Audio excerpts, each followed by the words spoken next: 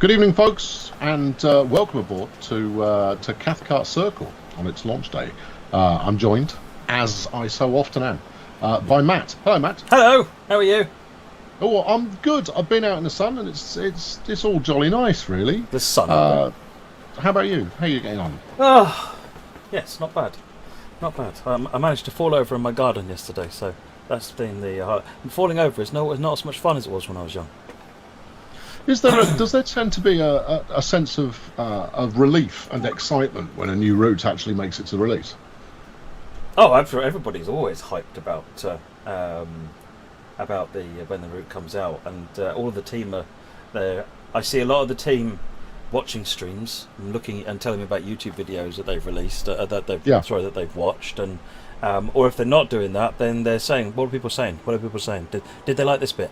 You know, so that the whole team get a little bit sort of hyped about it.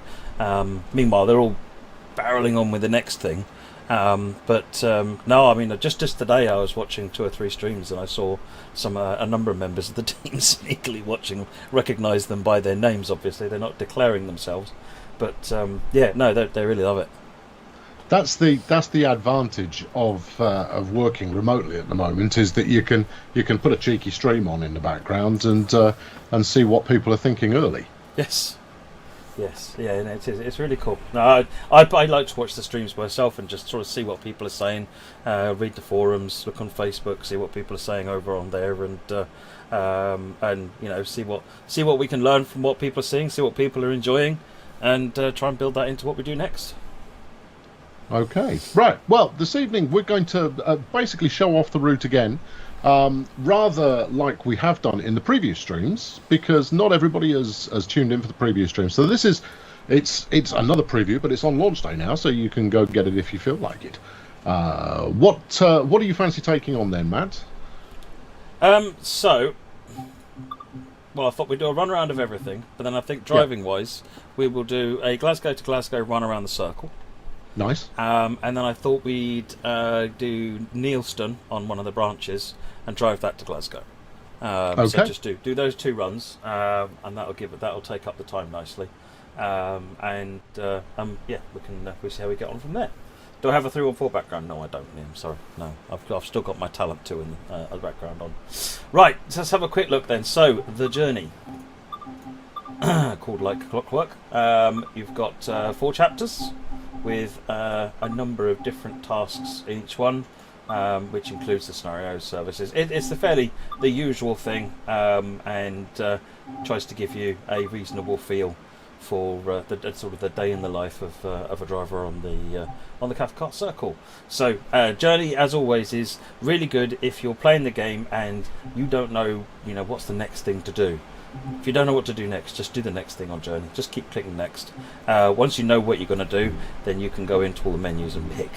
So, in the training, you've got the route introduction, which will introduce the route to you. It's just the usual, very, very beginner's guide to here's how you play the game and here's a little bit about the route, along with an awesome video, as always, produced by our creative team.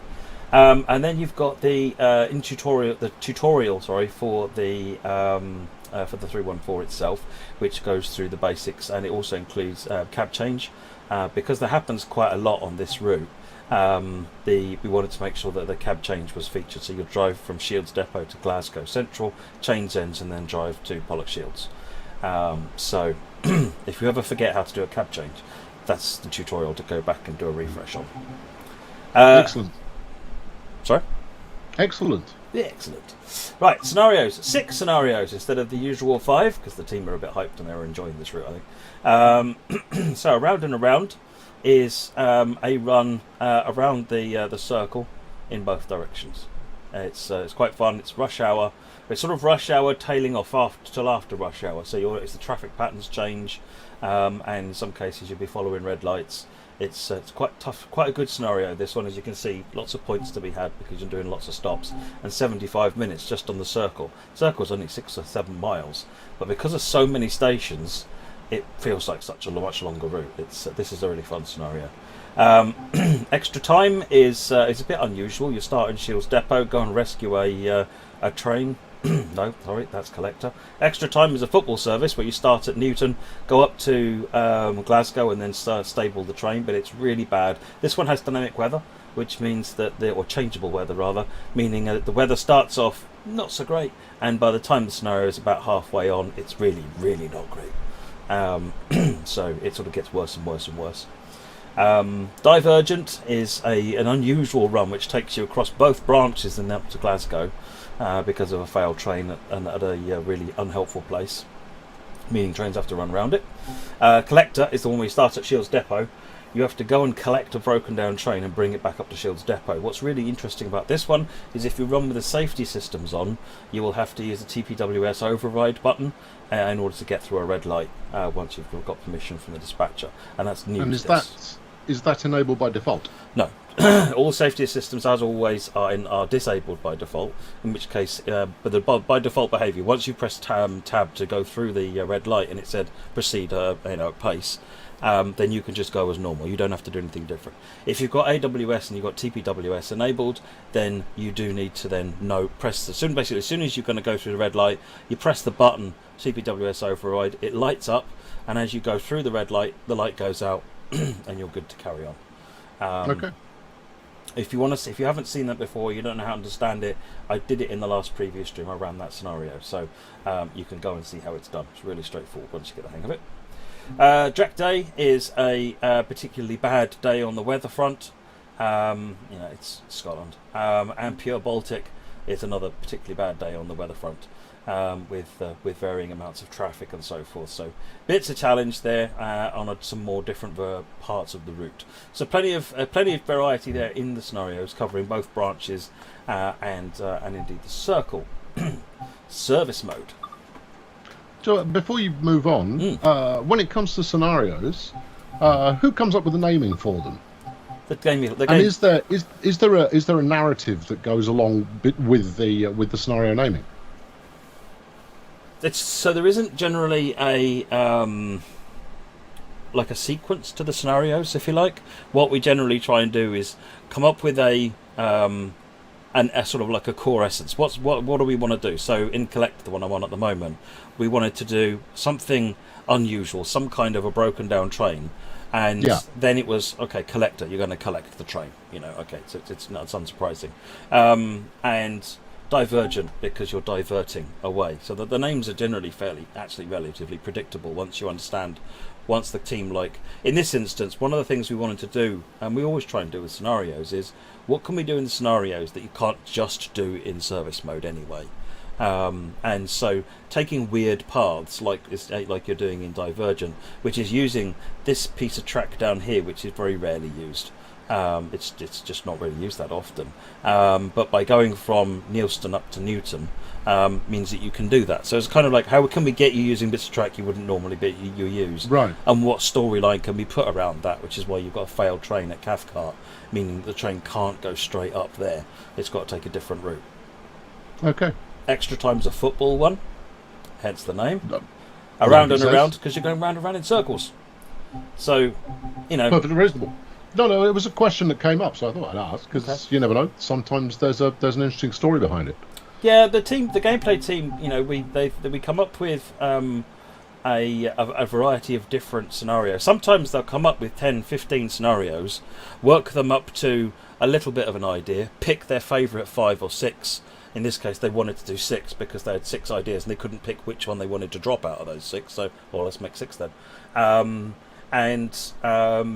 And then it's a case of then fleshing them out, and we put a little PowerPoint document together which sort of covers what essence we want to capture, where you'll be going, what will be going on, and what specific bits we want to put in there. Like Collector's got the shunting call-outs because you have to back it up past a signal and things like that. Why is this scenario going to be awesome? So try and capture that stuff in there. So yes. Scott says, why not stick with 10 rather than just 5 or 6? It just takes time to make. If you make 10, you can spend half as much time on each one. Scenarios with what you don't want to end up is boiling scenarios down to be basic service mode, there's no objectives, there's no narrative. All that stuff is what actually takes a lot of the time. Writing the scripts for that, getting that plumbed in, is probably harder than it should be, to be honest, in the game, because part of the way the tools are written. Which means that if you start saying you want to do 10 scenarios, then it's literally just half as much time on each one, and things like the narrative are the first thing to go in that instance if you've got half as much time on it, so that you can get the player train in, get AI trains in, and so forth. And now we're trying to put dynamic weather or changeable weather into more and more content. Those weather patterns need setting up as well. So we're actually adding to what we're doing. Now we do want to put more scenarios into the pack, but we don't want to do that by making them less good. Yeah, we want to try and get better at doing the scenarios so we can do more. But also then, like adding the dynamic weather into scenarios, keep using some of these new features that are in the game, and get more into them, into the scenarios. So. Okay. Well, I cut you off there. You were about to show us timetable stuff, so Yes. so let's have a go. Right. So timetable. We have got these in this service range down here. So ignore that one for just a minute, because that's what you're here for in the route primarily. This is rail tour services and a ballast service. So the 66 does one service. This is enabled by East Coastway. So if you have East Coastway, this service will become invisible. And this is a ballast train that runs, I can't remember what other it is. It's running Glasgow to Newton, by the looks of it. Newton to Glasgow. So you're running that ballast train. So that's a different type of service. We tried it again. We were like, well, is there anything we can do? There really isn't freight running on this route, so we couldn't do much with it. But we did see there were occasional maintenance away trains, so we tried to put a maintenance away train in just to add a bit of variety on that one. And then rail tours. You've got the enabled by the Northern Transpennine layer. You've then got the Glasgow Central to Neilston, which is this one. And you've got the Neilston Newton. Now these are based on real world rail tours that happened, from what I can recall, or two parts of a rail tour. But you can do these with the NTP. But if you've got the substitution then for the 31, the 20, and the 37, so they will sub in for the 47 if you've got those there. So these are just doing exactly the same services as that 47 is. Okay. But it's the 47. So that doesn't come as by default. You will need Northern Transpennine. You need Northern Transpennine to enable those layers. You need East Coastway to enable that layer as well. And then these ones, you need the routes to make the locos work, but then they just sub in as long as the NTP layer is there. So NTP is mandatory if you want the rail tour services. And is there any disparity between PC and console players when it comes to layers? None at all. None at all. Okay. Everybody's got everything. There shouldn't be any issue there at all. So 314, there are 205 services with the 314, and they cover a broad spectrum of routes. There's a lot of them, and they cover everything from depot services to, you've got the Glasgow Central to Neilston. You've got the Circle services, Glasgow to Glasgow. You've got stock moves, which run the turnback siding at Neilston. You can go from Newton to Glasgow via Pollokshields East, or you can do it via Pollokshields West, which is that one.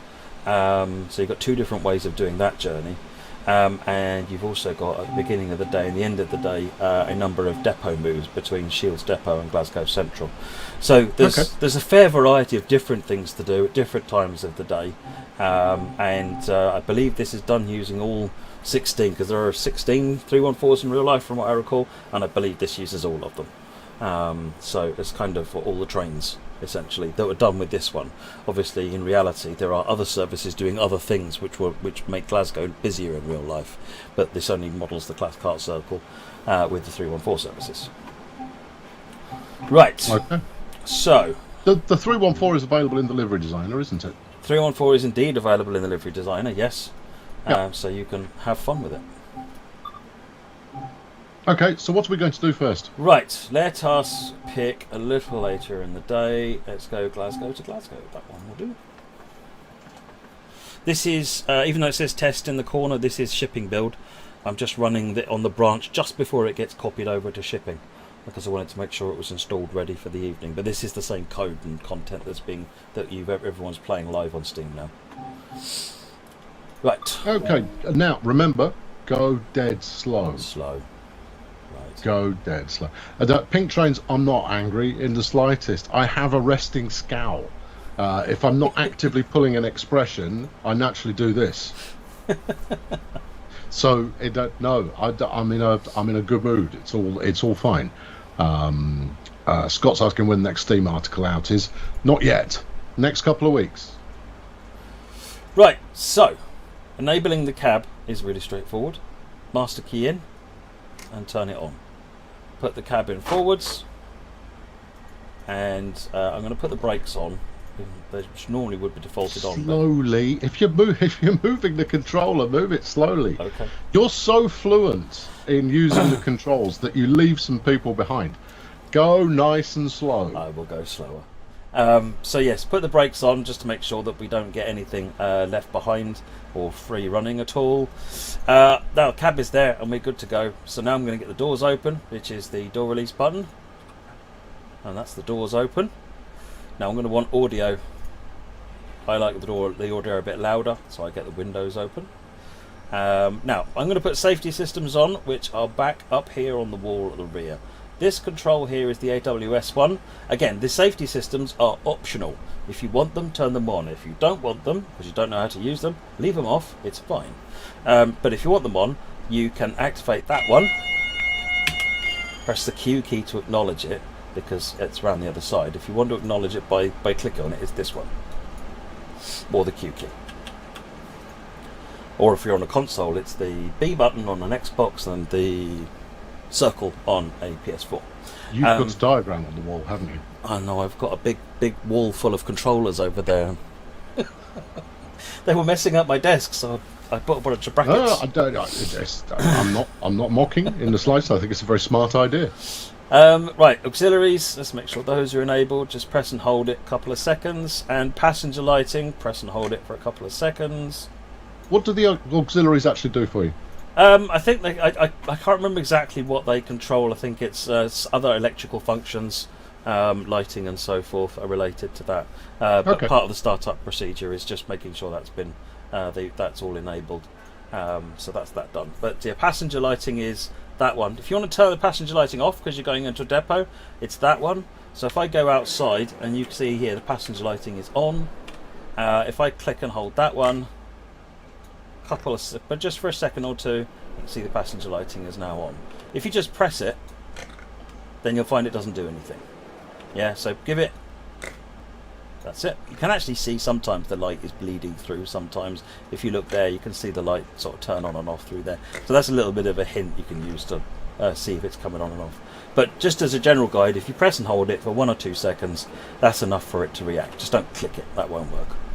Robin's man's desperate to know whether either of us are drinking iron brew this evening.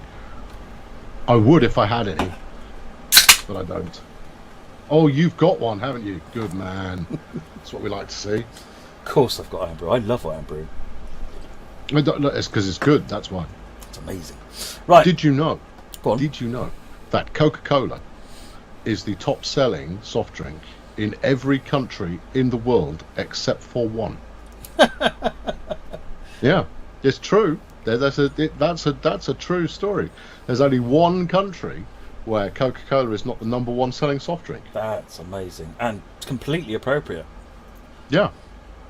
Right, so you can close the doors either by pressing that button, or if you're on a PC, you can press the Y key.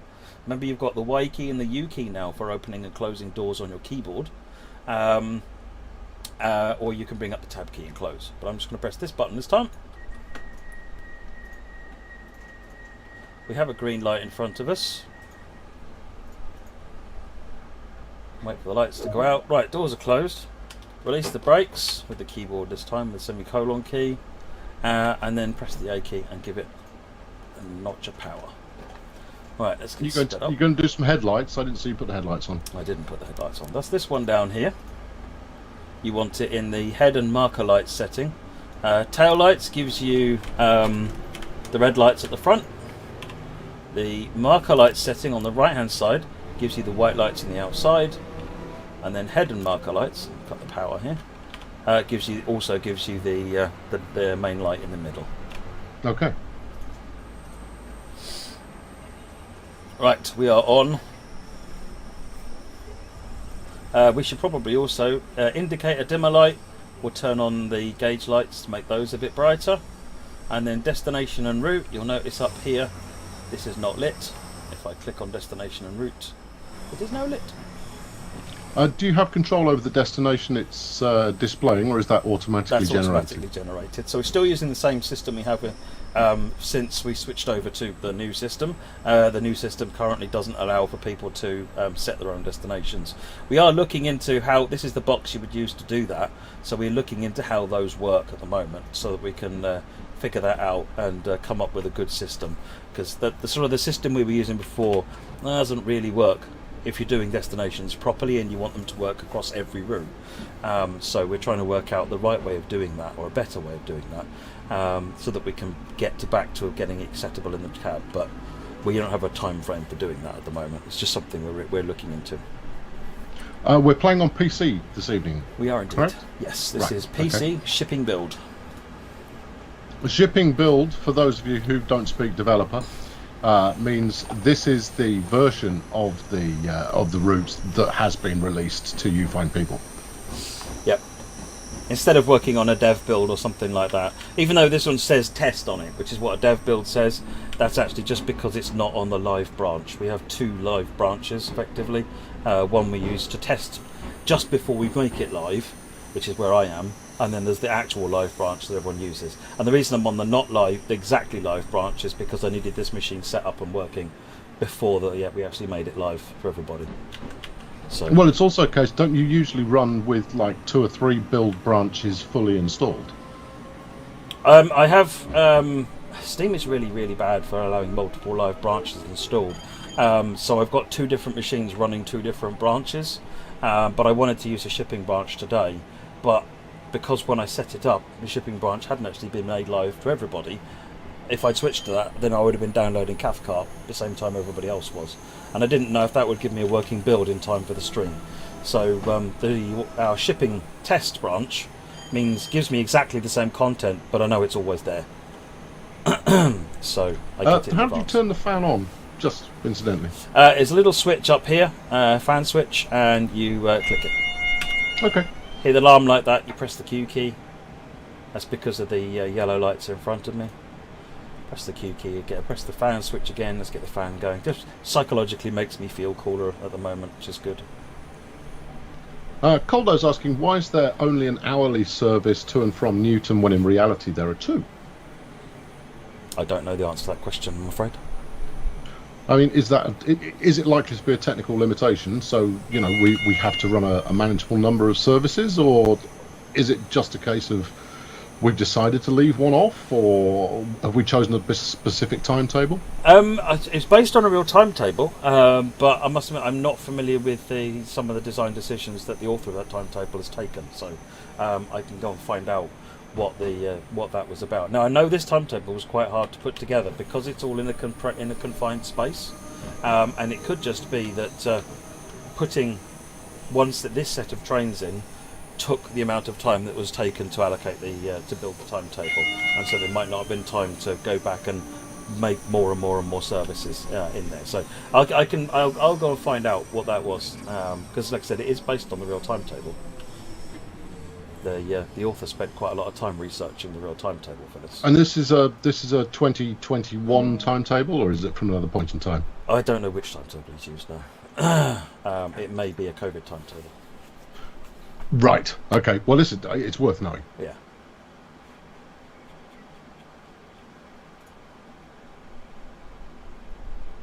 Let's step out the door. The signal on the way in was showing 3 yellows. What does that actually mean? So that's a splitting distant is what that's talking about. So that's telling me that because we've changed, we've gone. There are different paths. So we came in this way. And effectively you can be going that way, or left or right, and the distant up here is, if you're going right, this is your distant, if you're going left, this is your distant.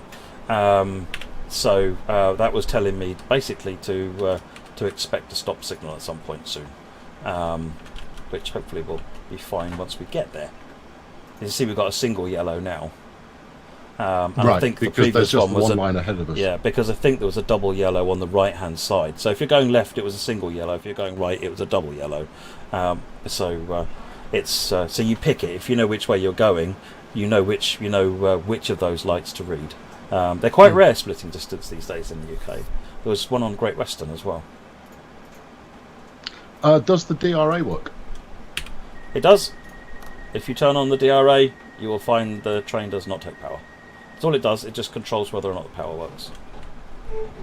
In fact, you can see what it does is it engages a throttle lockout, which means the throttle doesn't do anything. As soon as I unclick DRA, then I can apply power. But I should take the brakes off first, and then the power is likely to actually work. Now, I've seen a couple of people commenting about the brakes on the 314. Are they working in a prototypical fashion? As far as I'm aware, yeah. Are they particularly strong, particularly weak? What are the nuances to the braking system? Well, the name PEP comes from the fact that it's an electro-pneumatic brake system, prototype electro-pneumatic. This is what they call a PEP train. Is its nickname, and it's because it's based on the prototype electro-pneumatics. What that means is that where traditional trains use a signal pipe for the air to lower and raise the brake pressure to tell the brakes what to do on each of the vehicles, an electro-pneumatic uses electronics to do that instead. So there's still a pipe, but that's just a main res pipe, right. Whereas which is just to charge all the brake cylinders up. And then there's electronics actually, so when I apply the brakes, there's electronics that actually tells all the trains what to do. So you get quite fast reacting brakes, but not necessarily particularly, fantastic brakes. They're not bad, to be honest. But doors open. Yeah. So, but yes, I'm not aware really. As far as I'm aware, this is performing fairly well according to the prototype. I know that the Simigraph author spent quite a long time working on the braking simulation. Well, it is quite a lightweight train as well. It's not the heaviest multi-unit you're ever going to drive. No, it isn't. It's just an empty shell, to be honest. An empty, very light shell. Quite modern construction, really.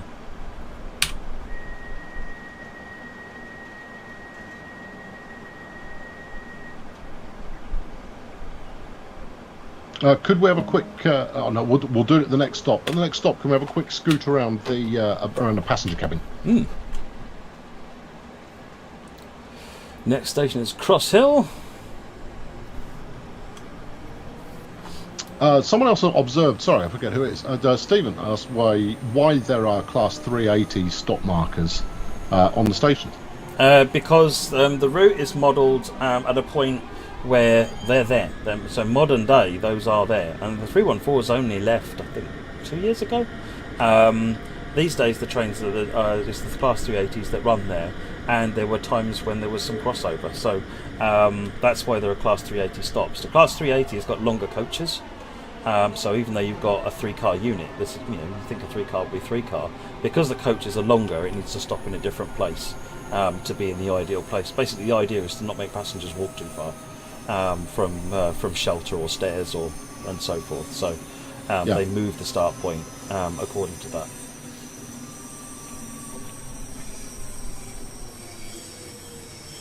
Okay, what sort of top speed can you expect out of the 314 there if you actually manage to stop in the station? I saw it.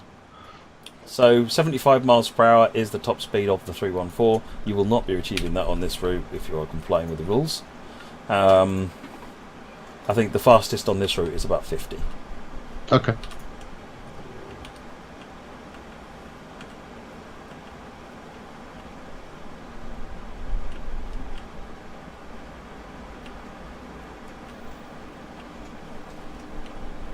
This is an interior that's common to so many trains.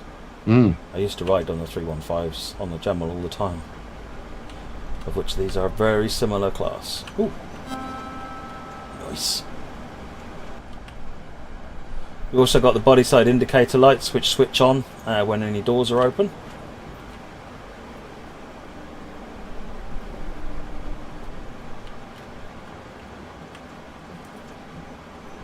What? I don't when I'm sorry, I missed that. No, when they're unlocked but closed, so that you can choose to open them, because they weren't lit just now.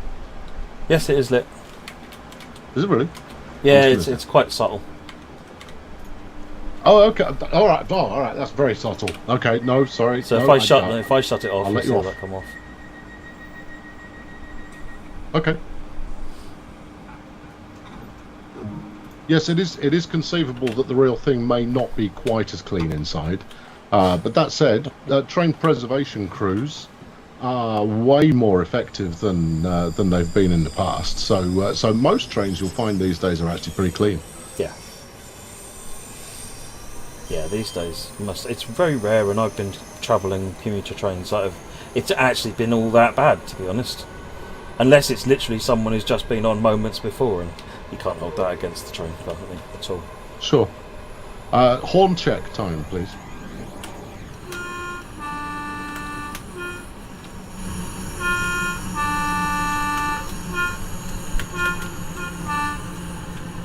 Lots of horn. Next station is Mount Florida. Do the side lights flicker when you enter the guard key?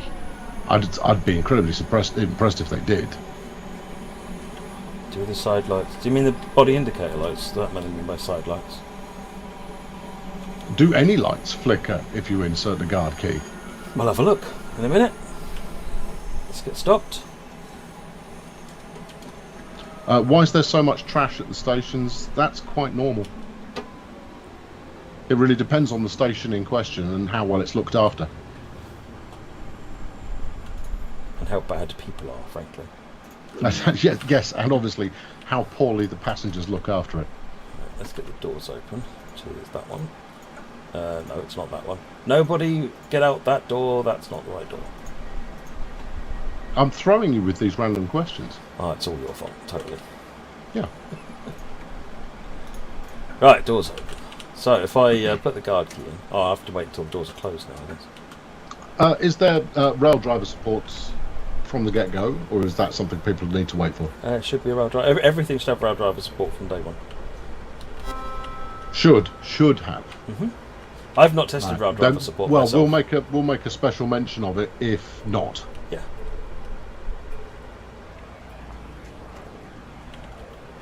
These are my favourite. I love these. They're cute. Most definitely. The choo-choo flower pots. If you require assistance at any time, feel free to contact a member of station staff or use a helpline. I love the Scottish announcements. They just add such a note of authenticity to the route. Well, we've known that for a while, right? Is that we're constantly chasing after adding more factors in that make the experience more immersive, and much like passenger information screens, station announcements and train announcements are kind of the next biggie to sell that you're really there. Yes. So guard's key, you don't get anything on the bill.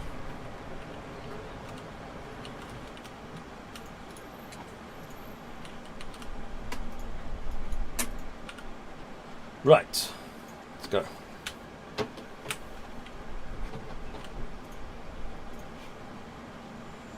Next station, Cathcart. Okay, on your way to the next station, could we have a quick look at the map, please? Mm-hmm. Or maybe at the next station, given that station. It's 900 your yards away. accuracy hasn't been 100% so far. I'm going to give you a fighting chance.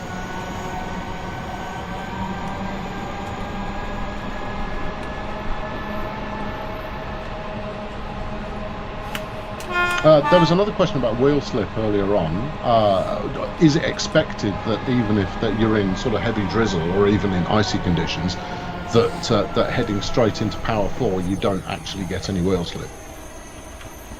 So I had a conversation with, again, the Simigraph author. They set the physics up on this, and what he was saying is that he's not expecting a lot of wheel slip on this because it's got quite good wheel slip protection.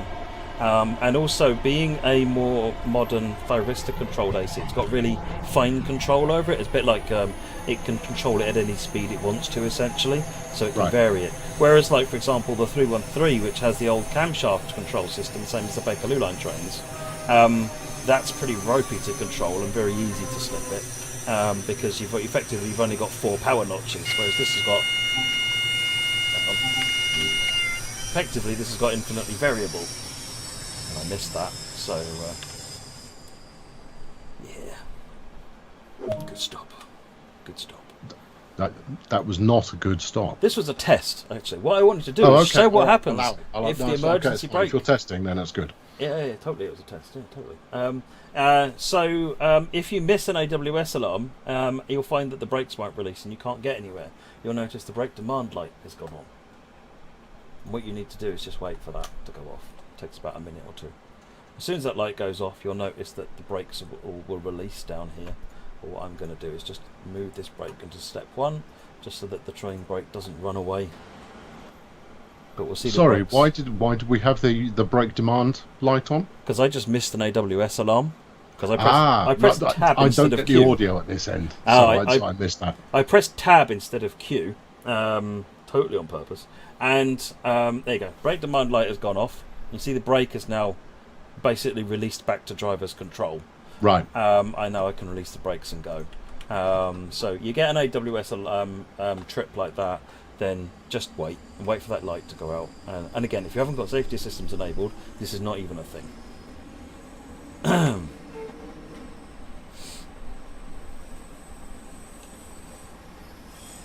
Right, let's pull into Cathcart. Now, if you turn the AWS fuse off and then back on again, will it allow you to move straight away?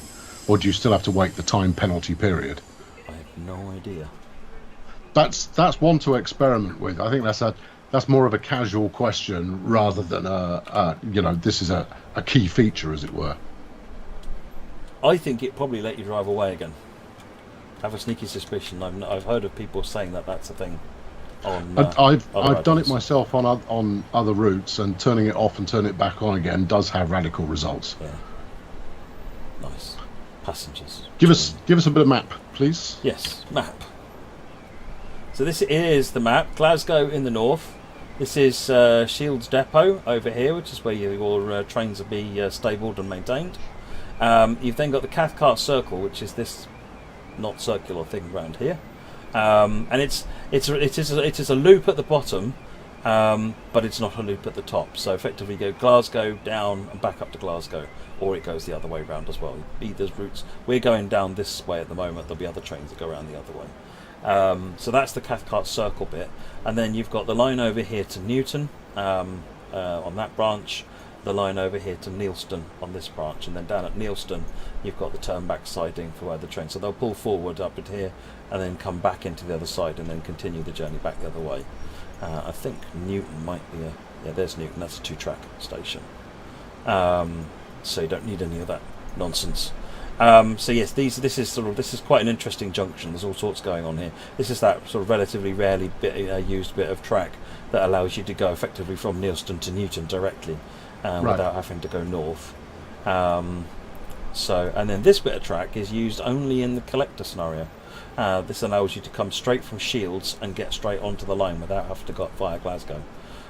So that's quite neat as well.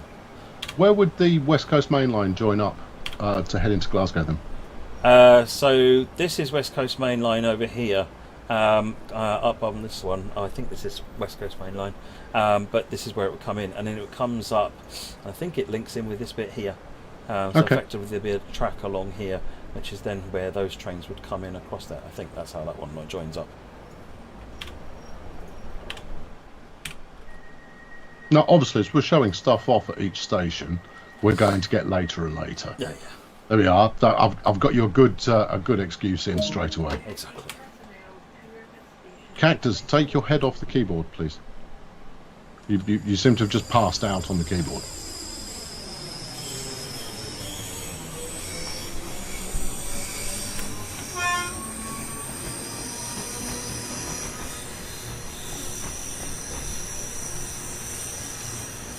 So we were talking about this in the warm up to the stream. How long does it take to complete a full circuit of the circle itself? A full circuit's about 35 minutes, there or thereabouts. It depends, what other trains you meet along the way, but expect it to be 30 to 40 minutes.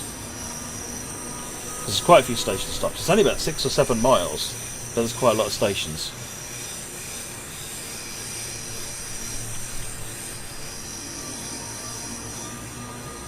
Is there a minimum number of points you can get for performing a stop? Yes, 250. If I remember rightly, is what the default is. So if you stop way outside the accuracy bonus and the time bonus, I think you still get 250. There's a minimum amount of points, and then effectively you get a bonus for doing it better. So we're now on effectively the return leg, heading back towards Glasgow. Yep, we're now coming up the western side of the route, and we'll be coming up via the other Pollokshield station before we make it into Glasgow. So Langside first.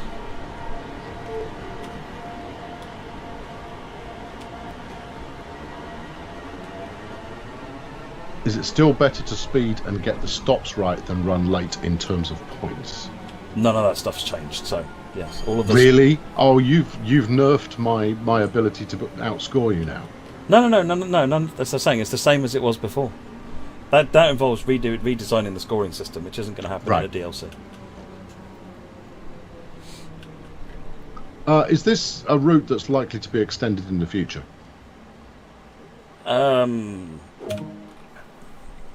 No more so than any other route. Whether we do another Glasgow route and base it on this Glasgow and go somewhere else with it, if that would be the more likely thing, the same as we're doing London Brighton based on the Brighton station. But whether we would extend this route, I would say, is less likely. At the moment, like I said, we have no plans to do any extensions, so it's kind of difficult to say anything more helpful about that, I'm afraid.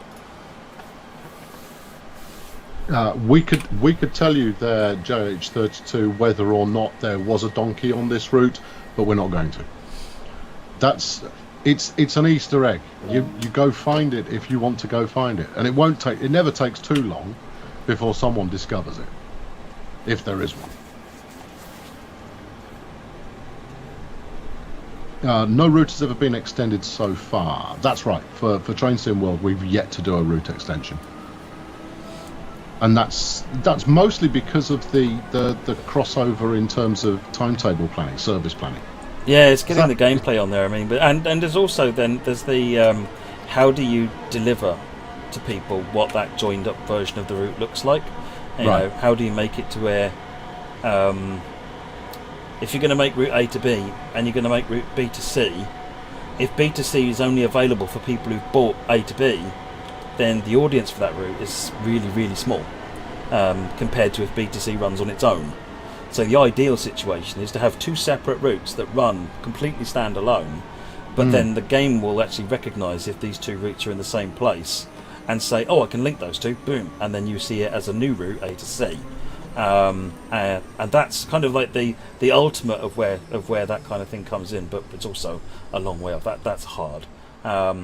Because we need to author timetables to effectively cope with that sort of stuff. Now we have some of that thought about in the way that we deal with it. So, for example, we can specify all of the off-route destinations a train goes on.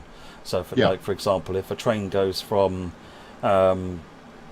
Euston to Glasgow, and we model, say, Euston to Rugby, then that might not be the right station. I can't remember the West Coast Main Line. Let's say it is. Then the train will know it's going to Glasgow and will know all of the stations it can stop out after that, but it won't have a timetable set up for that stuff. So you effectively need to build the Uber timetable and then have the game figure out the bit that's relevant to the route that you're running on, essentially. And again, that's hard. That's dynamically. And I mean, things like the dispatcher and timetable kind of calculating done in the back end, that's something that is constantly under evolution and development. Yeah, absolutely. I mean, and one of the nice things that we can do with Train Sim World that we couldn't previously is Train Sim World is built in a modular, pluggable fashion. So whereas in sort of Train Simulator, it has a dispatcher, and that is the dispatcher. If you want to have any different behaviour, you're changing that dispatcher and breaking everything that came before. In Train Sim World, we learned from that, and it's a pluggable system. So literally each scenario could have its own dispatcher, If there was custom behaviour needed. No, it wouldn't go that far. We've got 3 dispatchers in the game so far, and 5 different timetable systems. But what it means is that as we improve and we come up with new ways of doing things, we can freely bring them into the game without thinking, oh, but we break everything that's ever gone before if we do this. Which ultimately makes it to where you just would never do it, because it would be completely impractical to rewrite every scenario to fit the new behaviours of an updated dispatcher. But this means you don't have to do that, so it means we can keep evolving the system quite nicely, and have been. Like I said, Dispatcher version 1 was the original one that launched with the game. Dispatcher version 2 was some bug fixes on that, and then Dispatcher version 3 was almost a complete rewrite of the whole thing. So it was quite an incredible amount of work on it. In fact, Long Island was the trigger for doing that rewrite because of the problems with the timetable on that one. Okay, do you want to kill the cameras before you continue on your dispatcher story? We've reached the point now where everyone knows what we look like. They just want to see the train. Do you name your dispatchers? Yeah, V1, V2, and I'm going to do a competition prize for the next ones. They'll behave. They're literally just numbered. It's like timetable. We've got 1, 2, 3, 4, and 5. So Scott, basically, we plan to make new routes first because we don't yet have the technology to make extensions work in a way that means you only need one half or the other half. So you don't need both of them. Michael, you made a comment about extensions not selling. That's mostly a case of if you have to have part 1 of the route in order to play part 2, then yes, you're going to be hampered by part 1's maximum limit. But what Matt's been describing there is if we can allow you to pick up whichever one you fancy, but if you happen to have both, they will link together. Then that's the dream. So that's where we're aiming for. That's the stuff of science fiction. It's great, but it's also very hard.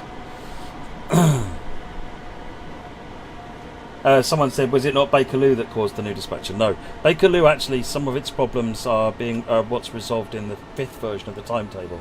So that's kind of where some of that stuff's coming in. Now, these numbers and stuff, things that I'm saying, they're meaningless to players. You don't see any of these changes effectively. But, some of the stuff that came out of the problems with Bakerloo timetable are in what we refer to internally as the 5th version of the timetable code. So that's where some of that's manifesting. That's not finished yet, but it is coming in. So yes, the team have been working hard on that. Would we ever see a full route like Euston to Glasgow or King's Cross to Edinburgh? Never say never, but it is. I mean, that is an enormous amount of time to invest in one route, and there's no evidence that longer routes are any more popular than shorter routes. So the focus that we've always had so far is that we want to make sure that the route is long enough to give you a lot of gameplay and a lot of repeatable gameplay, even if the route itself isn't that long. So a full London to Scotland route, you'd be looking at 2 to 3 years in development to kind of get that completed. Yeah, that'd be a long job. Whereas if you were to not do that, you could do 6 or 7 route releases instead, which would then mean that the problem with a big route like that is that you're then only delivering content for one group of players. So if you spent 2 years making a really amazing route for the English audience, the German and the American audience is sitting there going, well, what about us? And same for whichever route you pick. So it's making sure that it's delivering gameplay for everybody. The dream is to do longer and longer routes. Well, the dream is to be able to do more developments without it requiring multiples of development time in order to get it done. Yes, our autogen system that we're using is very early days at the moment, so it's helping, but really mostly what it's doing is helping us with ground texturing and some distant trees, and that's it at the minute, which is still a big help. but it's that's only a small fraction of what it needs to do. So anyone who noticed there, the eagle eye would have noticed that as soon as I stopped, that light changed. The reason that's done, that's on purpose, is because of this complex junction up here. Right. What you'd find is that if it didn't hold the dispatcher back from allocating the path, it would have allocated my path all the way up through, probably to most of the way to Glasgow, and blocked off anything from happening until I got there. So by holding the path back, the dispatcher back here until I've actually stopped, and then request it from here onwards, means that, for example, this train was able to move freely, whereas it would have definitely been held up otherwise. So it's just a little dispatcher trickery that makes the route flow a bit nicer. But they should always, you should never be waiting for it. So you can see the light is now giving me a good signal, which means I can close the doors freely. You shouldn't ever be closing doors on red lights. Okay. Now, some of the feedback that we've seen so far have said that the route is actually quite enjoyable, but the stations are felt to be a little bit too dark, and maybe the train lights are not shedding quite as much light as you would like.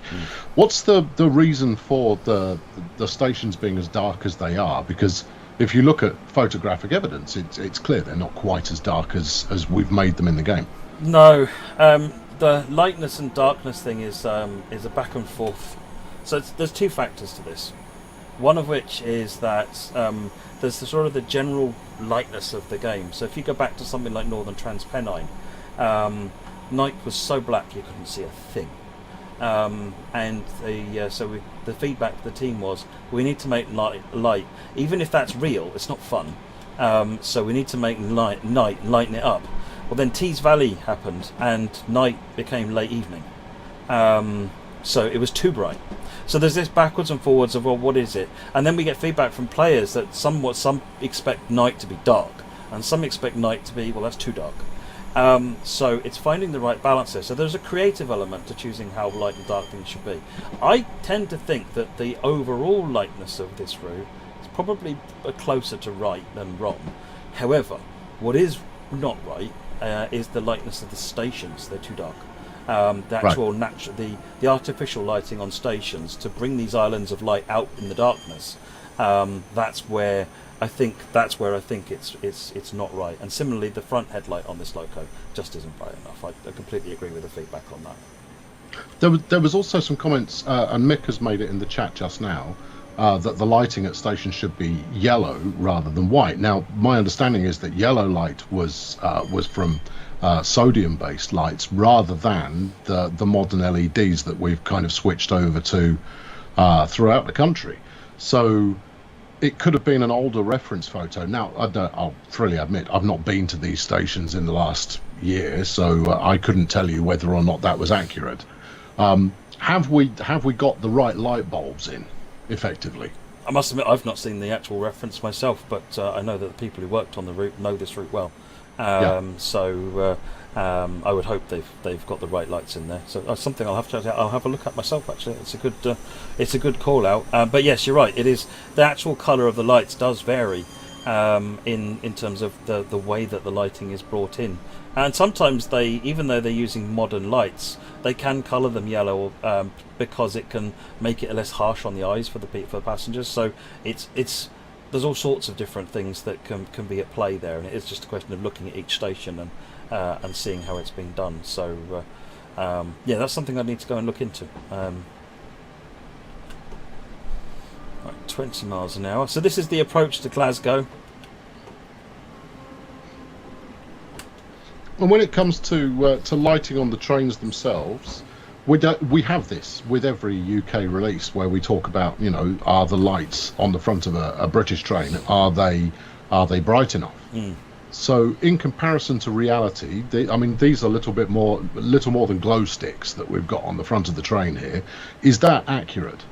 It's a little on the dim side compared to what it should be. It should be a bit brighter than it is, but it's not a million miles off. This is not like an American train, which would blind everybody for 3 miles.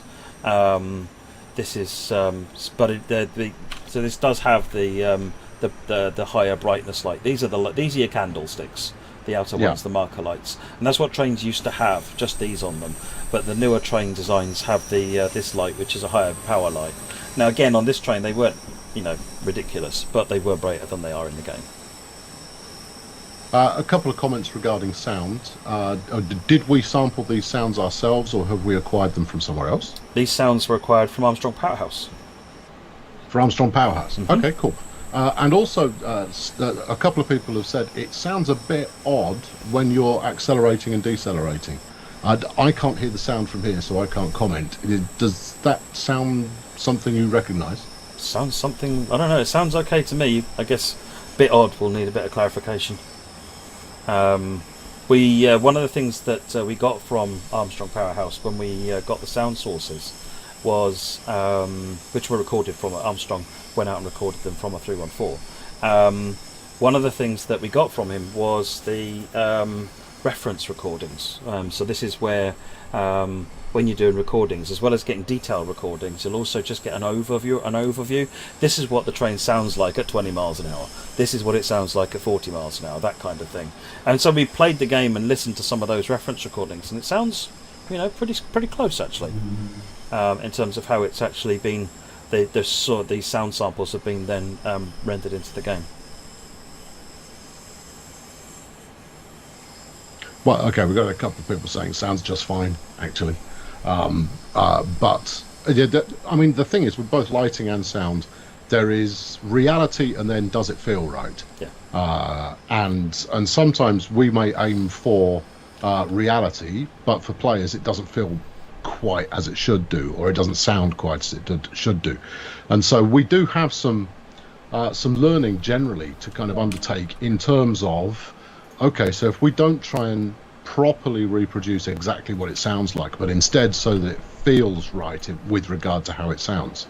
Got nothing to show you on that front, but that's just a discussion that we've been having inside the building of actually maybe realism isn't good enough because you're missing out on the other ambient sounds that you'd be getting going on, of the whole thing moving around, and obviously you don't have a volume control when you're doing it for real. So there is only one sound, and that's too loud, or it's quite quiet, or whatever. So there is work to be done on making it feel as authentic as it can do. Yes, yeah, there's definitely there's always work to do to improve that. So we try and listen to what people think, and feed that back into what we're doing. The audio team are always paying attention to what people say about each release. Are there any 6-car services on this release? Nope. So there are no 6-car services. There's only 3-car services, and because it uses all 16 of the 314s, and the 6-car trains, you will find them in scenarios. So scenarios, if you run a couple of the scenarios, they're 6-car trains. Right. So next, let's run from Neilston. Oops. Cloud. And let's go Neilston to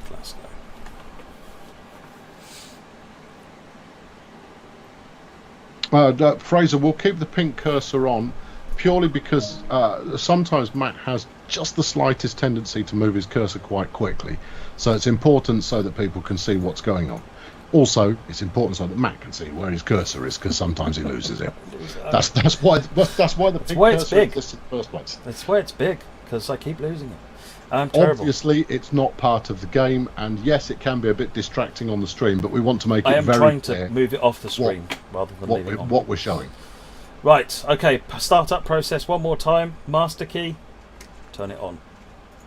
Brake, move it up, put it onto something to keep the train locked into place. Beautifully done.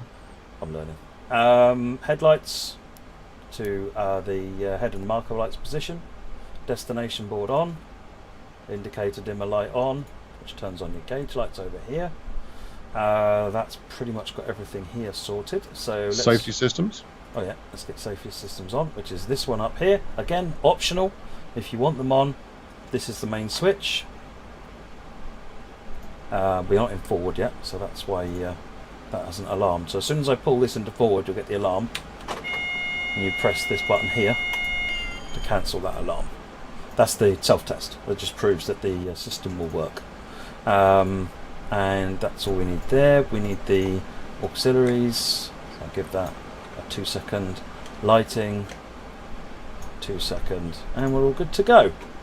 Just quick check outside. We've got passenger lights, main headlights. This is lit up, and so press the Y key, get the doors open. Red Leader just asked, why are we doing services that don't have the Northern Transpennine services on as well? And it's for exactly that reason. We want to make sure as much as possible that we're only showing what's included in the pack, because obviously as a release stream we don't want to be suggesting, implying, inferring that there is more in the pack than there actually is. Yeah, and when you're buying this pack, you want to see what you're buying the pack for, not the other stuff. We'll let you discover that. They're quite fun to drive the BR train. The BR, particularly the 31, is quite a challenge on this route, just because of its delayed, laggy brakes. Right, doors close when the lights go out. There they go. Brakes off, and put the power on.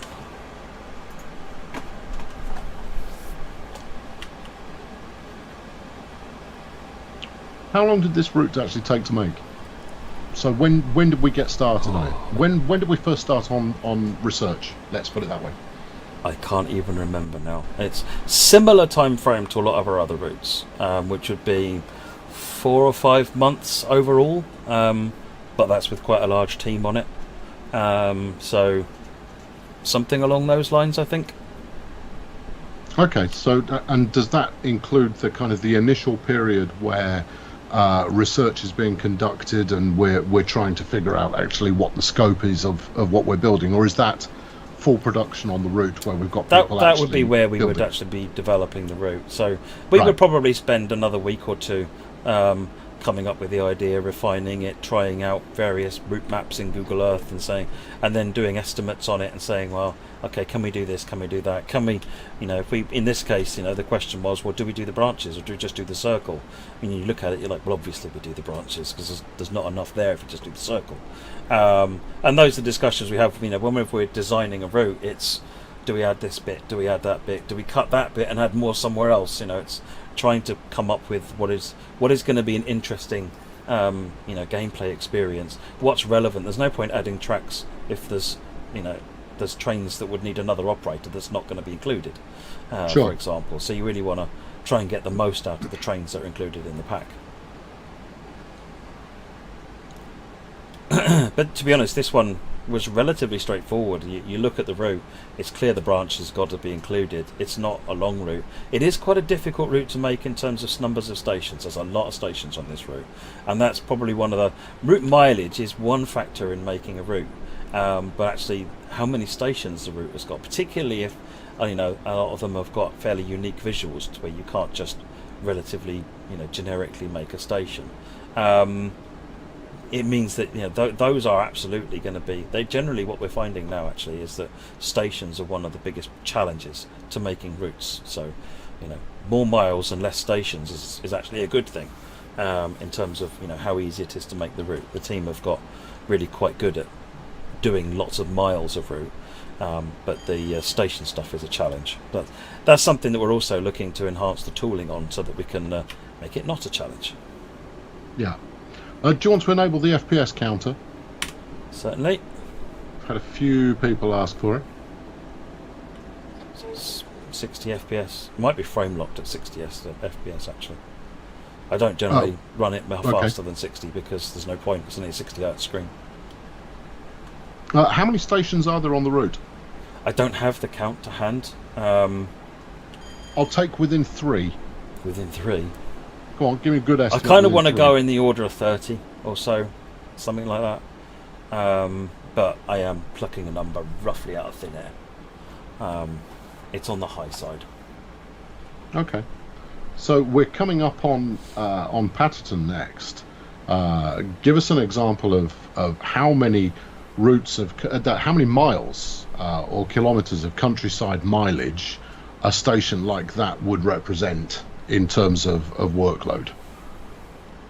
There you go. And again, you can be really, really rough in terms of those estimates, but we frequently have the complexity of the detail areas versus the raw length of track that goes on. So it's worth a stab at. How many? So we'll see what it looks like when we get there. I think Patterton's a relatively straightforward station, but generally the environment teams, I think, are laying scenery to around 1 to 2 kilometres a day.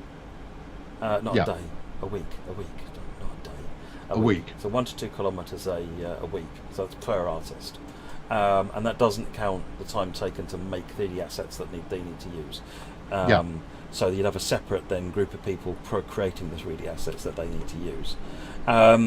Then another team the 3D artist team would then be extracting the track, for example, from this area where our Patterton station is, bringing the track into 3ds Max, the 3D Studio, the 3D modelling tool, and then building the station around the track, and then deleting the track and then extracting it to put it into the game. So they are modelling the station in the 3D modelling tool, which means they've got more fine control over it, and so on and so forth. Let's stop this, and when it eventually stops, jeez. That was a nice gentle bit of braking you did there. The passengers will be grateful. Good. So, a station like this, there's going to be this probably wouldn't have taken too long for the I don't know how long exactly, but this is relatively straightforward. A station like Glasgow took weeks and weeks to make, right. Whereas a station like this, I don't know, probably 3 or 4 days, I would guess.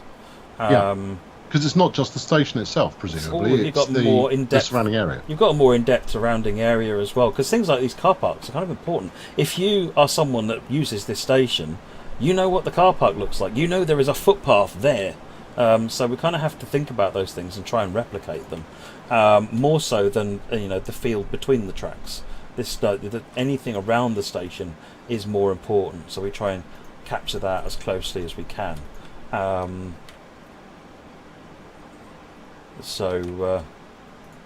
yeah, I would say three or so days maybe for the station. Trainman 10,000 has said twice now that it would be nice if the rheostatic brakes could be isolated, as the 314s don't use them. Yeah, I've seen conflicting reports on that, because I asked that during development and I was told they did. I'll dig into it some more and find out more on that. And there was another question a moment ago from Spartan who asked, what were the deciding factors that caused us to choose to make this route particularly? How do we go about choosing a route, and why this one? Why this route? So one of the factors is we kind of wanted to make a Scottish route, really. Looking at what Scottish routes are available, we looked at Edinburgh Glasgow. That's actually a fairly meaty project. Quite a lot of stations on there and an awful lot of miles as well. And looked to see what other options there were, and that's when Cathcart Circle was looked at. I can't remember what other ones we looked at. I know Glasgow Edinburgh was one of them. And this one came up really interesting when we were looking at it. We're a little bit unsure about the short mileage because it's only 20 miles, including the branch lines. Yeah. But then you see there's an awful lot of stations on it, and if you've got a short route with a lot of stations, things like if you think about the Bakerloo line doesn't feel like a short journey, even though it's only 14 miles. It really doesn't feel like a short journey. It's because you've got so many stations along the way. It's 20-something stations just on the Bakerloo line. So it's just like, so you're thinking actually there's enough stations on here to actually offset the short mileage and give it quite an interesting different feel. Looking at the trains We were originally looking at things like the 318 and the 320, but then when we went out to the beta community and sort of explained what we were thinking of doing, we were pretty much shouted down and said, why would you not make a 314? Because they're iconic in the area. So we looked at the 314, and actually totally the right decision. It's absolutely the right thing to make. They're really cool, and not only that, they'll form a basis for future trains, which is kind of where then a subsequent plan for actually we might be able to turn a 314 into a 313, which is by no means paint it green. There's a lot more to it than that, but it means that there's some additional reason to go ahead and invest in making brand new trains like this. So I think it was a combination of those things. It was interesting gameplay, new type of train. It's the first overhead electric route in the UK, standard overhead electric route. Javelin, the obviously Southeastern High Speed overhead electric, but that was the LGV style overhead electric.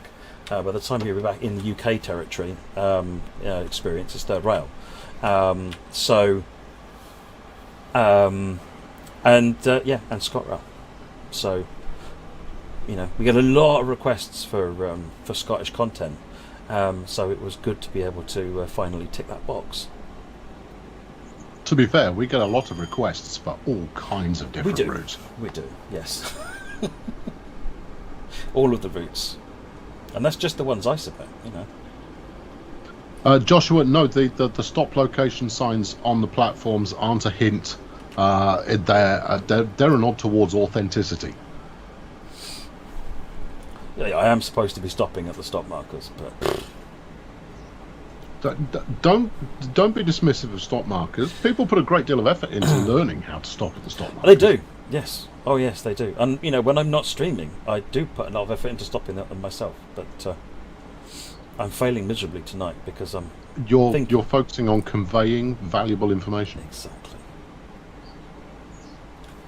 It's more important that you see what it is. This is going to be a great stop. It's not. This is going to be a fantastic stop. It isn't. I hadn't even asked you any difficult questions at that point. I don't even know what I was doing. You just sailed straight through it. It was just, what the heck? You've ruined it for all of us, man. I know. I brought shame to my family and myself. Now, there's thankfully no signals, so we can request permission from the dispatcher, and he's given me clearance to reverse back into the station. You know how that drives people up the wall when you do that. But I just said I got permission to do it, so it's fine. Goodness me. Okay. Yeah. Okay. Yeah. Well, there's that. That's a thing that just happened. Yeah, he does it often enough that we're used to it. It's not the point.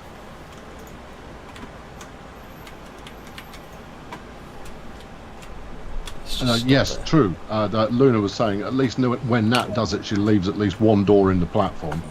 I know, but you see, I'm Mr. Nebworth, so if you're going to miss, then miss properly. A bit unrealistic, yes. A lot unrealistic, I would say. But in order to finish the demonstration of this particular run, I think we can forgive it this time, possibly. With maybe a little bit of ribbing involved.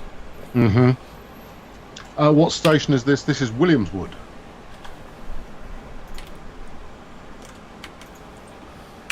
Yes, you should have used the emergency brake. I use it all the time.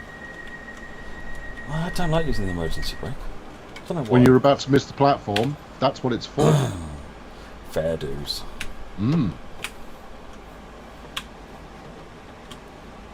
Right.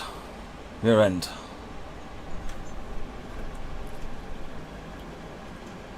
Do you have to request permission before reversing?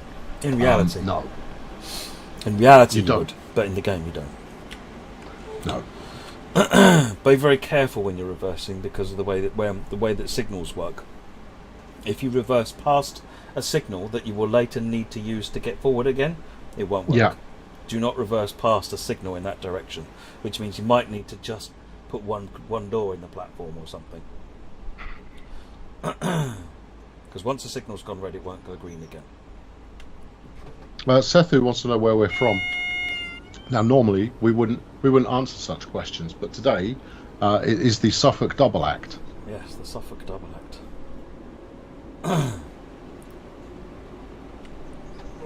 I did live in the Shetland Islands for about 4 years. So basically, you go to Scotland and miss, and then you miss more, and eventually, but the last bit of land that you had that there's anything to do with this island, you eventually land on a Unst, and that's where I was for about 4 years. That was awesome. I loved it up there.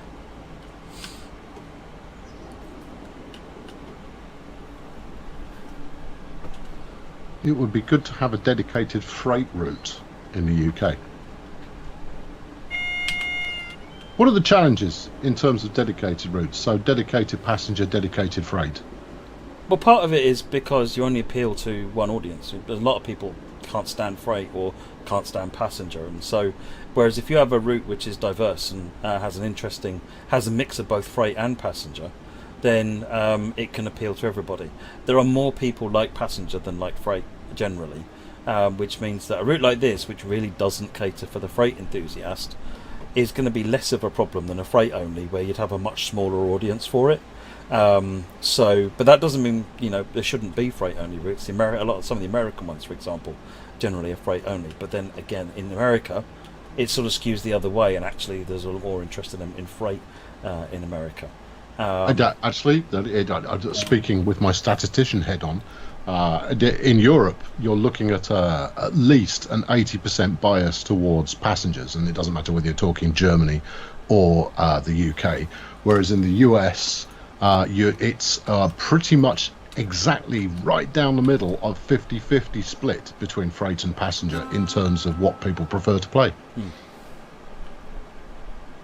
All our trains and stations. So where possible, we do try to incorporate at least a little of both, although sometimes that's just not possible. Yeah, Bakerloo would be another example where you can't. There is no freight component to that route. That doesn't mean you don't do the route, but certainly when we try and find a route, one of the things we try and do is how can we introduce freight to this route? Yeah. How can we balance it out, even if it's like Southeastern High Speed really wanted to get those freight services in because they would add another component, another dimension, different type of gameplay, particularly for people who are interested in the freight component, even though it's not actually the main focus of the route.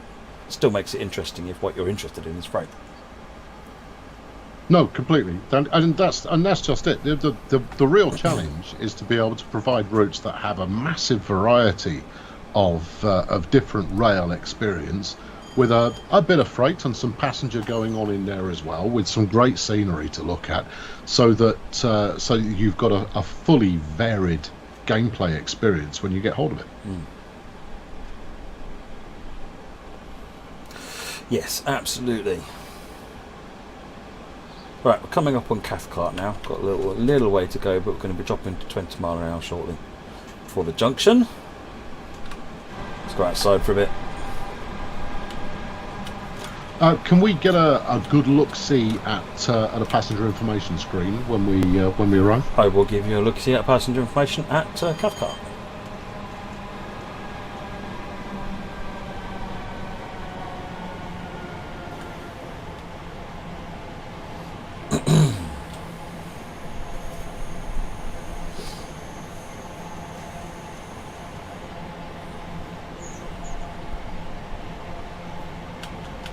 There's the 20 coming up for the junction.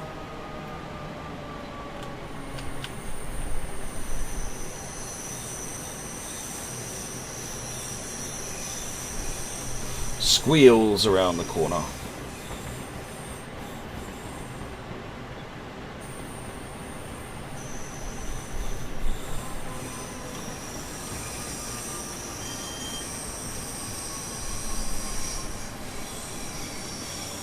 Now, I think this station's only got the horizontal boards, so when we get to Glasgow I'll show you the vertical boards. Well, let's have a look at the horizontal ones as well. Yeah. More is more, after all. Exactly. Tour this station 24 hours a day. Let's open the doors a different way just for the fun of it. Turn the guard's key on. You'll notice that the door indicator interlock light comes on here, which means I can now open the doors that way. This panel here doesn't work if you haven't turned the guard key on. Well, that's a feature that's crying out for multiplayer. Yeah. Even if your partner in crime, the only thing they had to do was open the doors upon arrival. Totally. Right with you on that. So this is the horizontal BIS. So you can see it's detected that I'm running late and wants to rub it in. And we've got the following on services. This is now telling me where I'll be going next. So I'll be going to Mount Florida next. As I say, it was also being a little bit optimistic with regard to your arrival time. That one is, again, this is a circle service. This one's then you've got a Neilston service down here. So you've got different services coming in. So that's the PIS, the horizontal one.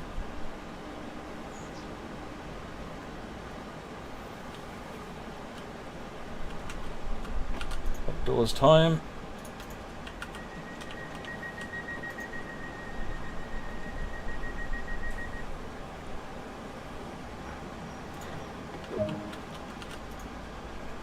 Close my door. Press the signal.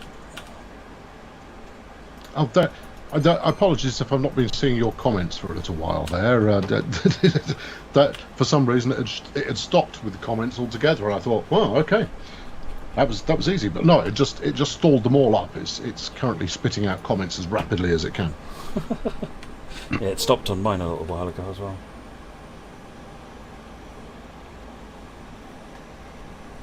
Right, so we're leaving Cathcart. Mount Florida's next, which is the station for the local football station, which is Hampden Park, funnily enough, from what I understand. Completely confused me because Hampden Park's a station on the East Coastway the last time I looked, but it's also the name of a football stadium near Mount Florida.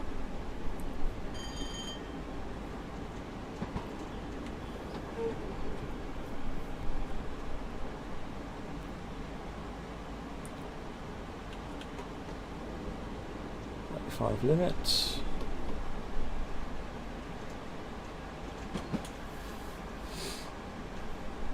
I don't think the stadium is visible. We'll have a look, Nigel, when we get to Mount Florida.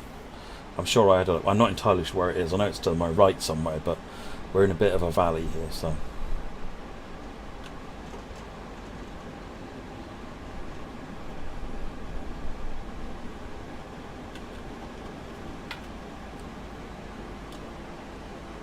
Oh, this has got the vertical state, the PIS swing. Look at those here.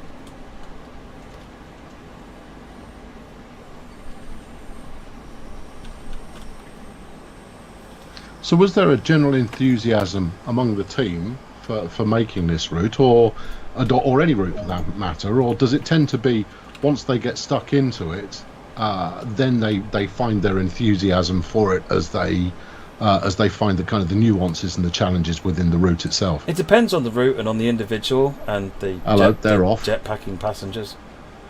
Jetpacking passengers, please mind getting back on the platform, please. Right. It's probably some kind of environmental protest. They were on top of the roof of the train. Yeah, exactly. It's terrible. Sorry, what was the question? Oh yes, so they the team are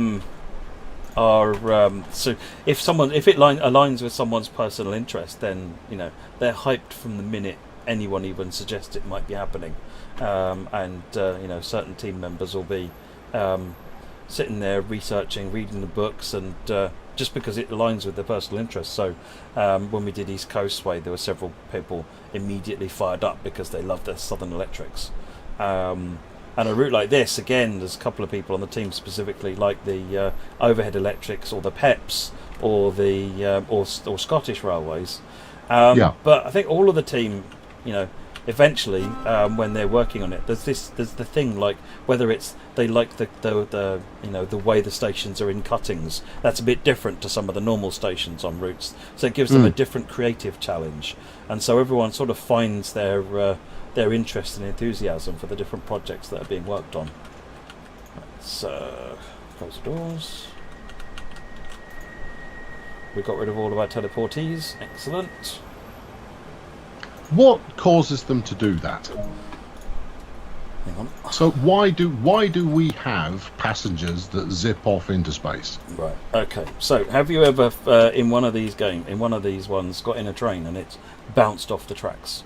It's the same problem, I think.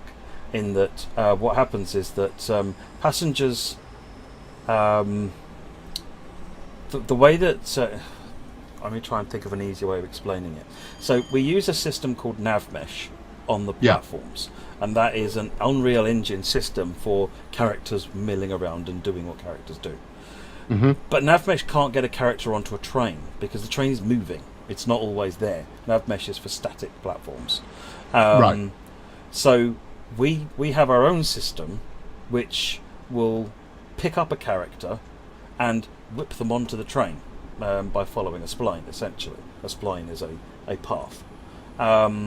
It basically tells the AI character, this is a door, come to my entry point of my spline, and then we'll like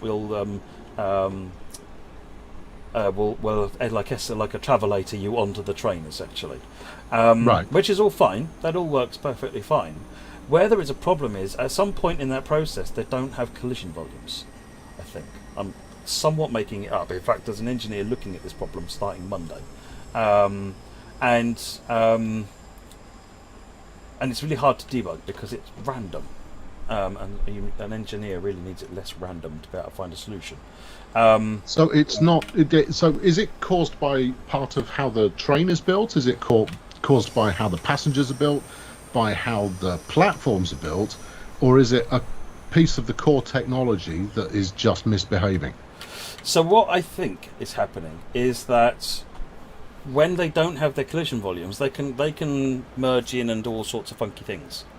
If at some point two characters switch their collision volumes on, the physics system will launch them into space, because that's how it resolves. Things get pushed apart rapidly if they get their collision volumes turned on. Right. And one of the angles of investigation, and this is by no means a solution. Like I said, we don't know 100% what causes it, but one of the angles of investigation is this because they should just be checking to see if they're overlapping before they turn collision volumes on, and resolving their overlap before they turn their collision volumes on, or is it something else? Is it that they are spawning? Because one of the things we've noticed is that, like, this station is on a cant. It's super elevated because it's a left turn. And if it spawns the character at a point where it's actually technically part of the inside the platform, and again, once it gets its collision volume on, it then tries to eject itself from the platform, which is what's causing it to go flying upwards. There are a number of potential angles. Generally, you see something flying in the sky, it's probably physics collision volumes at play, because they generally are the ones that would cause that.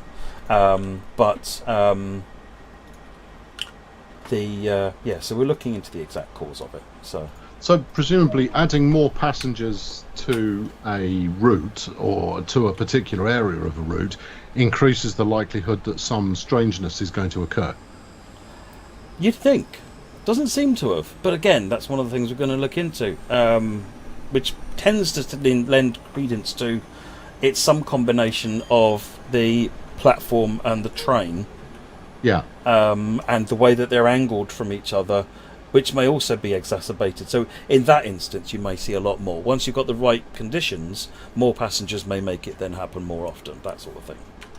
But that's one of the things that the team are going to be looking at. They've done some cursory investigations in the past just to see if it was anything silly obvious that they can look at, but they've actually starting on it properly as of Monday to finally resolve it.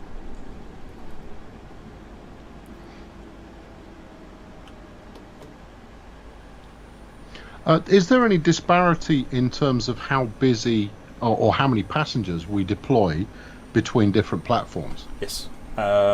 So on an Xbox platform or on consoles, we have a max passenger count of 20. So there'll only ever be 20 characters walking around. On PC, there's 100. Right. So that's where they're at the moment. So yeah, there'll be 100. So once this had 100 on the platform, it would stop spawning new characters. And if a train came in and picked a load up, then it would start spawning them again. Now it does allow more than that, because a bunch of people just got off this train, which means if there were already 100 on there, you'd just have suddenly had more for a little while. But that doesn't last very long, because their sole job in life is to get off the platform. And that's one of the reasons the Xbox number is quite low. But yes, there is a limit. Okay. Matt Jamka just asked, is that going to change on next gen? That would be a rush hour question. So we are going to be having some rush hour Q's and A's, I suppose, as we get closer to release, and I don't doubt that will be one we answer quite early on.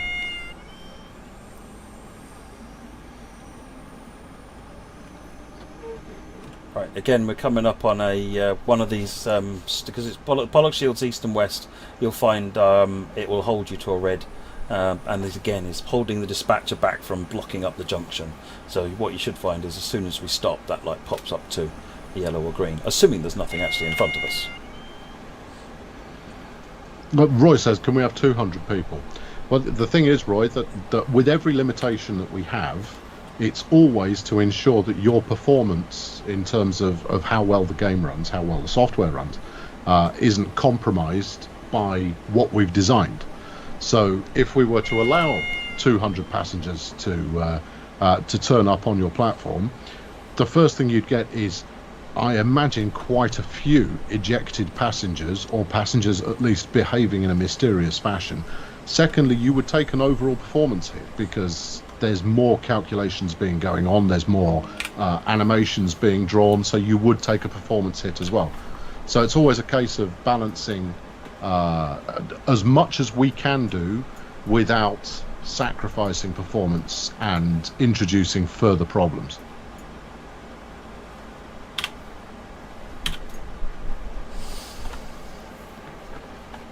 Yeah, that's a fine balance. Fraser Island, you've done 3 services, they're all empty. Well, it's the same timetable on the different platforms, there's no difference there. So that's, I'm not sure why that would be. Perhaps you're doing services at different times of day. This service is at 8 o'clock. It started 7:41. So try running 2 and 11. Interesting. Why is that holding that to a red?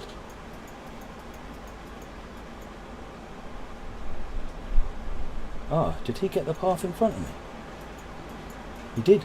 Ah, that's why I'm being held to a red. Cheeky! Well, you were late. Fair enough. Efficiency waits for no man. Oh yes, DRA, of course. I should be using this. Is exactly when I should be using DRA. When would you use DRA? That's probably an interesting question. PLP, why would you use it? Because all DRA does is stop you powering the train up. It's, there's nothing fancy about it. But imagine that I'm standing here and we know we've got a red light, so we're going to go out here and have a wander and chat with all the train Spartry passengers. Hey, how's it going? Yeah, driving 3 on 4, it's great fun. Yeah, and at some point I get back in the cab and I sit down and it's time to go, brakes off, power on, and red light's bad. Because you don't actually, you can forget, particularly if that red light is just around the corner, because you would have approached the station on a yellow, and your current knowledge of where you are would have said my next light's a red. But you've stopped 2 minutes later, the whole world has flown through your head, which might just have been, what am I going to do when I get home tonight? Ooh, yeah, I'm going to play a bit of Train Sim World, that'd be right. And because that's what all train drivers think, obviously. And you can forget what the next light is really easily. DRA is your reminder, driver's reminder appliance. It is all literally reminding you, why that is. It's one next thing to do. The other thing that drivers will often do is put it in neutral as well, so that I've got 2 things to have to do above and beyond brake and power to be able to get going again, which means you're less likely to make that kind of mistake. So this is part of it. This is correct procedure, is what you're talking about. Yeah.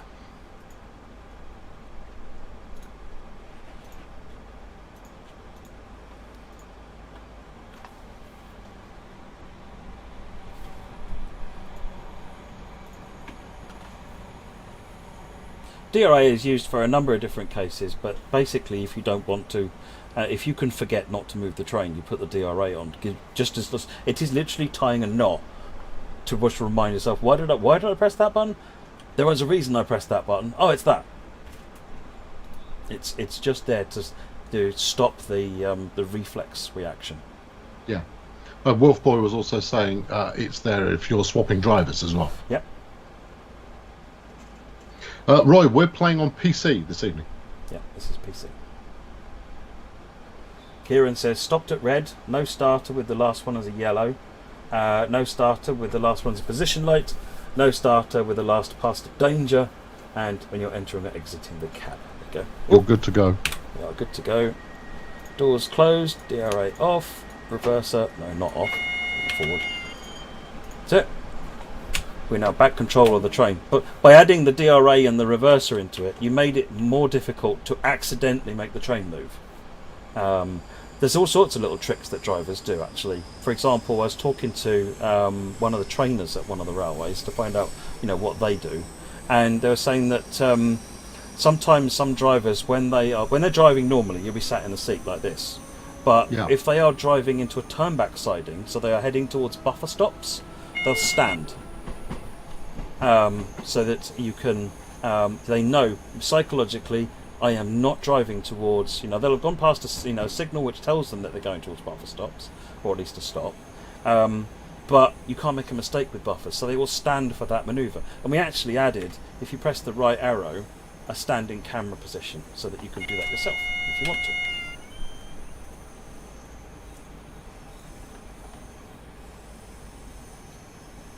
Have I closed the cab door? Yes. No, you're driving a milk float again.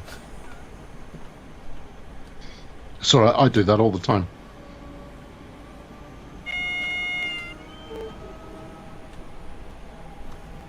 Kieran says, I twist my seat to the right and grab the dash when I have to form an offside door release. There you go. Right, we're on our way into Glasgow Central now. On one of the routes there's a 3-step check label in the car. I don't know exactly what those 3 steps are. It usually says so, doesn't it?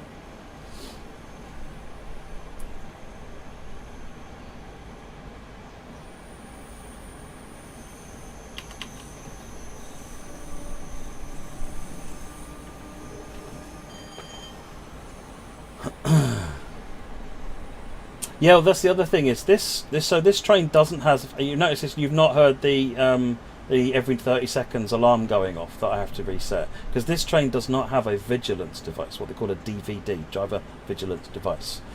This train has a driver safety device, the DSD, and the DSD's job is purely to make sure that you are awake, essentially.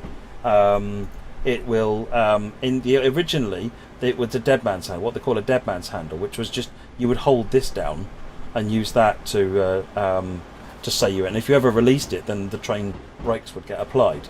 But what they did was they made it to where the foot pedal worked on that, which means you no longer need to hold that down. That was part of having to make it support driver-only operation, because you've got more to do. Oof. Oh no, here we go.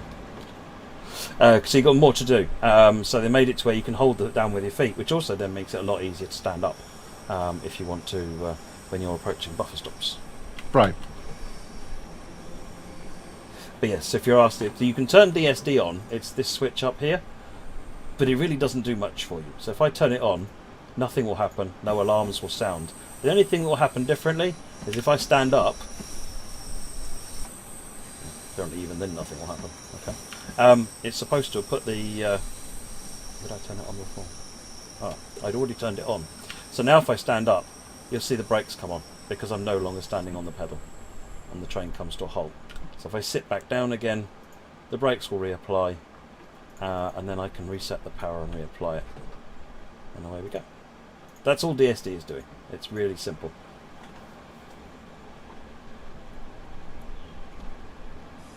I don't know why that go via held the signal down, Welsh Gaz. I'll ask the author of the timetable.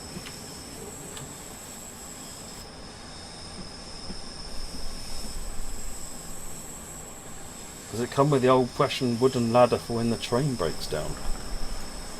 There is some steps back here. I think it's the ramp for the disabled use. Is there a way to turn graphics up and down? Yes, there is, Airwaves. In the settings screen, I'm running on Ultra. You can dial it down to lowest. There's also a screen percentage setting, again, which I think I've got about 150%. You can dial that down as well.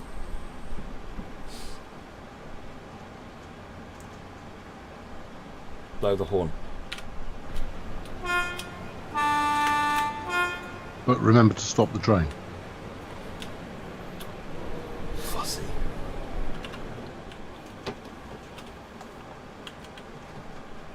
It's got me all panicky now. I know, I just didn't want you getting distracted. Going towards buffer stops, so we stand up.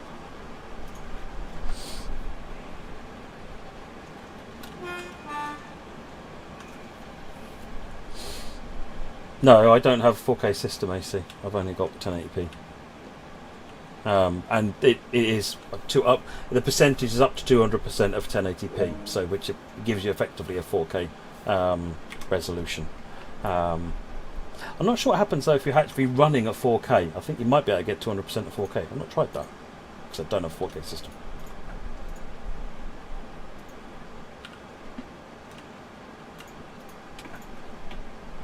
Yeah, there's the disabled ramp back here, but there's nothing else. Oh no, there's the ladder up there, look. Well, there you go. Present and correct. There is a light out here. We could try turning the light on. It's this one. That one. It's not helped. Not really. Don't know whether that one's supposed to... Oh, we finished it. How did you get a gold for that? Now, I know we've discussed you need to adjust the scoring a little. I think you need to adjust the scoring a lot. Well, I don't know. Most of these stops aren't actually too terrible. Mind you, the timing's pretty terrible. Apart from the one that you had to reverse to get the stop in the right place. I know, but it doesn't know that, does it? That's probably this William one at 84 yards. You were still woefully late. I think your scoring system is just a little bit generous. Yeah, that's... Yeah, I don't know why that's a gold medal. That's that was a pretty shameful run, all told. So. You're not kidding. Right, well, there you go. That's the Cathcart Circle Line. It is available as of today. You can pick it up on Xbox, on PlayStation, and on PC. It's available all the places that you would usually find it. Thanks for Matt for showing us around. Are you going to give us a quick tour of the station just to finish us off? Well, I thought I'd show you some more PIS. Lovely. You can't see it now because there's too much light. There's too much light, yeah. Well, no. Okay. Dang it. Light. Now, there you honestly, go. you've got a bit of daylight giving you some assistance there as well. There you go. PIS systems. There is no the PIS system just out here. This one is not working. We don't do the big ones, but you've got one on every platform telling you what this platform is doing. And a click. Right, we're done. Give it a little bit of time and we'll get the big ones. When I think they'll, but mostly when they're warranted, right? And you would have to have most of those services, or most of those platform services at least occupied. Yeah, you want to do more with that, and we need to come up with a way, because these PIS, individual PISs, they don't take much to render, whereas a big thing like that would be quite a bit of work for the game to sort out. So we need to have a way of making that not a big thing for the game to work out effectively. Just scaling up a little one like that 50 times is the wrong answer. Of course. I love Glasgow Station. It's beautiful. Awesome. That's it, folks. Thank you very much for watching. Yeah. Hold on. I'll just do the who's on tomorrow. I don't think anybody's on tomorrow, are they?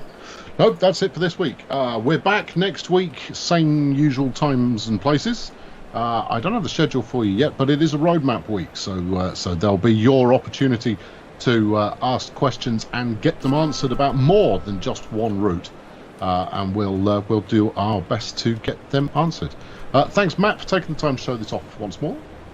That's no problem at all. Thanks very much for watching, everybody. We'll catch you later on, alright? Cheers, have a great weekend. Bye-bye. Cheerio.